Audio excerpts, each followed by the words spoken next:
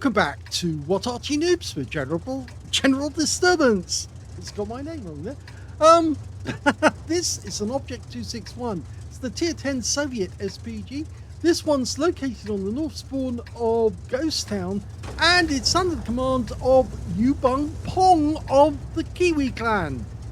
And I think he might be from KIWI land, New Zealand. Game on. Well, it's a Tier 10 game, and right alongside him is a Conqueror gun carriage, which of course is also Tier 10, but it's also got its side-by-side working. Oh yeah, that's a bit of a roadblock. Now, the thing is that with the side-by-side, it's an increase in your crew skills, but he's not sticking with that Conqueror gun carriage. He's actually decided to stop here, because from this spot you can actually shoot into the town and hit some of the enemy tanks.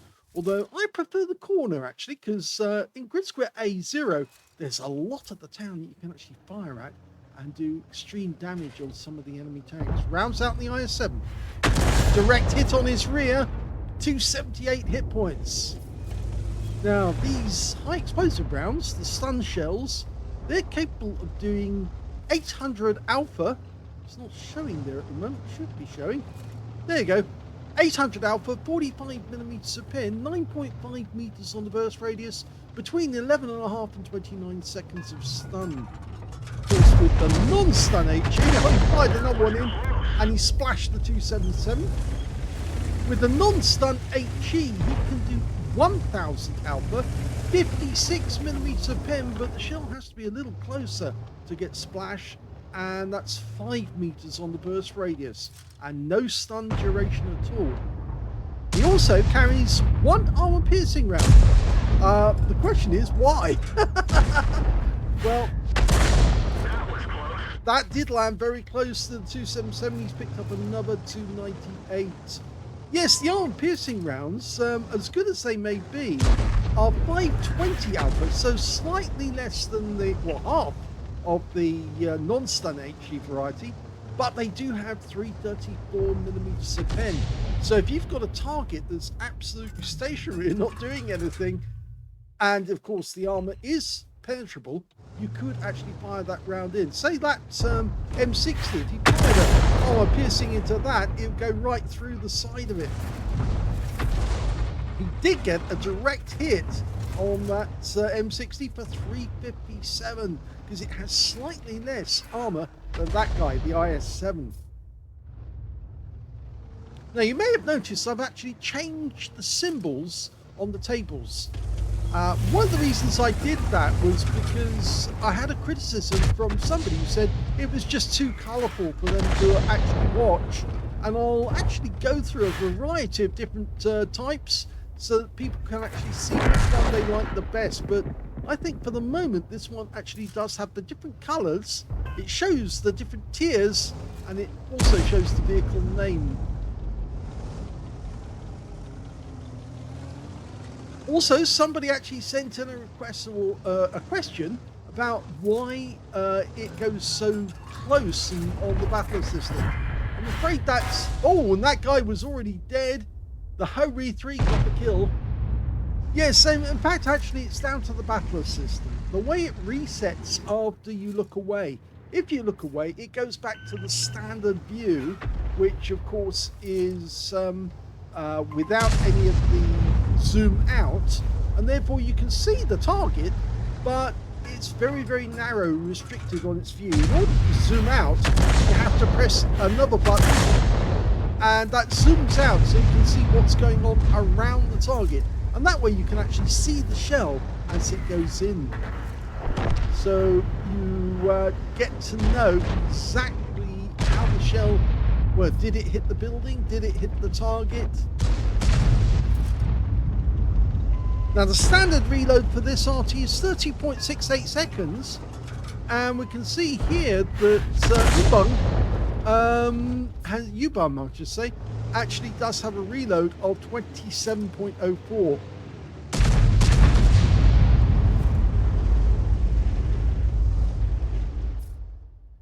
So he's not 3 seconds off the reload time. Oh, nice target there, 277, we've hit him before. dialing in. In fact, this would be a perfect opportunity to use the armor-piercing round, but instead he actually fires the stun H here to him instead.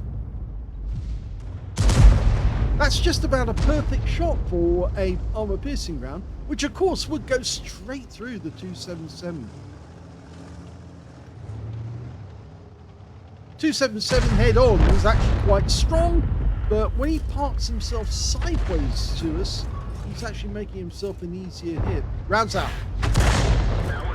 Well, that actually appeared to go over the top of the tank and behind him, but it exploded so close that it actually did do a fair amount of damage.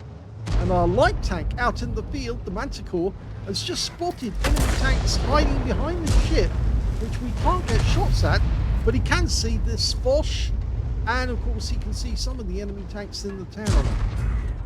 Can't hit the Foch at the moment, but we're just splashing. Oh, he did get some damage there.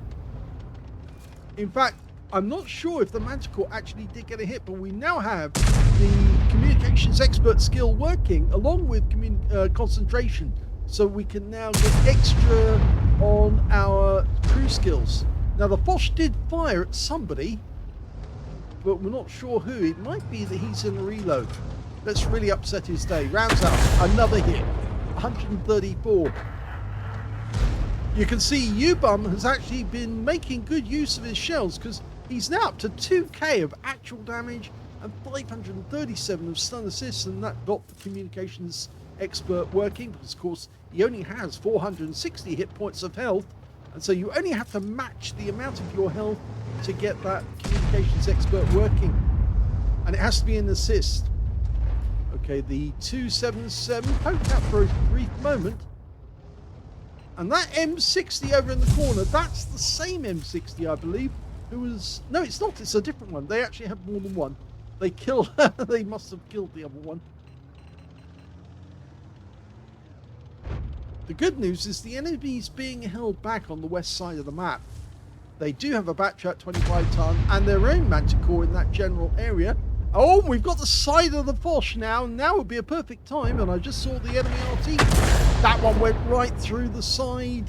369 hit points. And he's gone! And the kill shot went to the Progetto 65 in our team.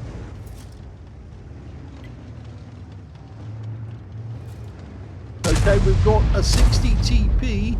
He's sitting in the trench, in the dip. Not a good place, because of course it's so enclosed. If we fire around in there, it's more than likely going to reverberate off the walls. I'm not sure if Wargaming modelled that, but I think they have actually, to a certain extent, they have allowed and agreed that if a vehicle does actually stand up against the wall and hit the wall, then obviously the stun or the shot does actually affect. Well, he got a hit there on the Hesh bomb, the 259 hit points. Of course, lots of people call that a different name. That name did stick, but it's much easier to call it the FB4005 or the Hesh bomb, because it was using Hesh as its main armament. That's what the British intended it to use. Now, he fired a bit too soon on that one, but I can understand why. The guy was about to move. That Wizzy 113 GFT was about to pull back into cover. Okay, Viz 55 just around the corner. We're loading the second to last of our stun shells, and then we have to start using the non-stun and the armor piercing. And he's trying to make up his mind where to put the shell. It's not a very clear shot there, but this guy is a much better shot to hit. Although he's backing away. Let's see what we can do. We can slow him down for our teammates. Rounds out. No, it didn't hit the target. It went long. Unfortunate that. He was taking a guess that I would have taken as well, to work out exactly where the guy was. But he was moving about so much. In fact, he was deliberately doing that to avoid getting hit. And we're going to have another shell, another go. This is stun assist. No, that was his. That was the stun shell. And look at that, we're picking up stun assist off this one because the Manticore just drove in and fired a 105mm. That's another shell coming in from the Conqueror gun carriage. The Progetto just took a hit from somebody, and unfortunately the Manticore went down, but can we actually put a round in? And unfortunately it wasn't close enough. There's only 4 enemies left, and our team are now tearing them apart in the town. Unfortunately, Viz 55 just killed our Viz 55, and this 113 down here is being a bit of a distraction. The IS-7's coming up behind the Viz, and he doesn't realize it. Now, we can't see the enemy down here. We've just got 1 non-stun HE and 1 armor piercing left. But there's only 2 enemy left. They're Arty, which is an Object 261, and the other one, the Wizzy 113 GFT. They lost the Viz 55. Our team's now heading in their direction. Rounds out. Unfortunately, no joy, but the Wizzy goes down, and that just leaves the Object 261, who's probably up on top of the hill, more than likely. In fact, yes, we just saw the Tracer. I think he's a little further over, but we've got 1 round left and it's armor piercing. So we have to get a direct hit to make this one count. And in fact, yes, they think he's over in the corner. I think it's more likely he's over in the corner. Way over in the corner. Yep, they would have seen him by now if he was that close. So he's over in the corner. There you go. And he's backing up, and that gives us a clean shot. He's just got stunned and used his repair kit. Rounds out. Oh! What a shot!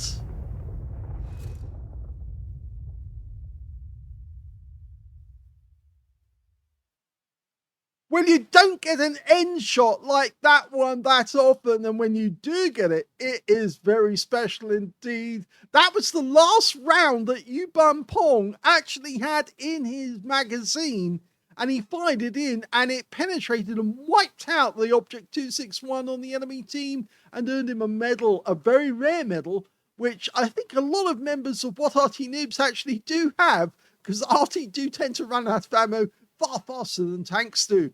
That was a second-class tanker for UbumPong of the KIWI clan in the Object 261. He also got a Bruiser medal for getting at least 5 critical hits. In fact, he got 9. He got a Faden's medal. He took out the last enemy with the last round of in his magazine and killed him. He also took out, or managed to get, a Confederate hitting more of the enemy than anyone else on his team. And yes, so let's have a look at team score and see where he was. Well, he didn't get the highest damage in the game, but he did very well indeed. The highest damage actually went to the ST2 on the enemy team with 3,925 hit points, but that wasn't 20% of the enemy hit pool, and that's why he didn't get the high caliber. Second highest damage was the 60 TP on the enemy team with 3,865, and the third highest damage, well, that was their batch at 25 ton, who got 3,812. So they did have several really good players who managed to get the highest scores, but unfortunately they didn't manage to win the game because it was only those few who were actually getting damage, whereas on UbumPong's team, most of the players, including Ubum, was actually doing incredibly well. The highest scorer on damage on our team was the IS-7, who got 3,763. And there you can see Ubum actually managed 3,344 out of that game. There was only 3 players on the enemy team managed to get more than him, and 1 player on his own team, which means that he's actually in 5th place when it comes to damage. When it came to kills, though, you can see the high scorer was the IS-7 on our team. 4 kills went to him. 2 kills went to the Progetto and the Manticore on our team. And on the enemy team, just their 60 TP managed to get more than 1 kill. But very few players on the enemy team actually managed to get kills at all. Only 6 in total. When it came to base XP, you can see the high scorer was the IS-7 again. 1,015. That's the only player to get over 1,000 base in the game. So he not only got the highest number of kills, but the highest base XP. And in second place, the IS-4 managed 976 and the Manticore 885. But there's UbumPong again, 851, which is the 5th highest base XP. So 5th highest damage, 5th highest base XP in the game. He fired all 20 rounds. Yes, that last round, the most effective of all. And good job that he kept in the aim, and he didn't sort of like give up and say, well, okay, guys, you can have the last kill. He really wanted that last kill, and he did have a round. But it was unfortunate. Well, you might say unfortunate that it was an armor-piercing round, because, of course, it did require him to get a direct hit. But his aim was so good that, yes, it did hit the target. And he did get a penetrating shot, and it wipes out that enemy 261. Of course, basically, the 261 is a derivation of the IS-7. It's the IS-7 hull, but it's open-topped, and that makes it very vulnerable to direct hits. 8 direct hits on the enemy, 1 penetrating shot, which would, of course, have to be that last shot. And I'll show you that. We'll look at it. Where are you? There you go. Yes, it was a penetrating round. Went right through him. And if we go back to the detail, we can see 17 splashes as well. 3,344 hit points of damage, all of it at more than 300 meters. Damaged 7 of the enemy, killed 1, the last one, but it didn't stop him getting that Confederate. In fact, it meant that he did get the Confederate after all, because there was a 6 difference there. 987 hit points, a stun assist of 15 stuns. On a premium count, he actually made 10,973 credits profit from that game.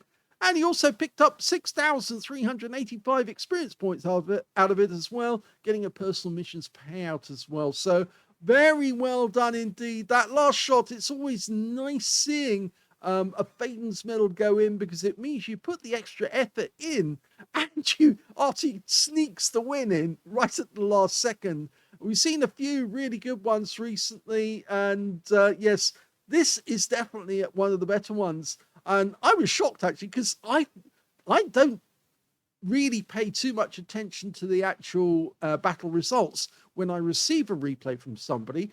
I actually forgot that this was one of those Phaeton's Medal games. So it's all the more nice to see it when it did happen, because it's a bit of a shock to me too. But a very worthy one for UbumPong.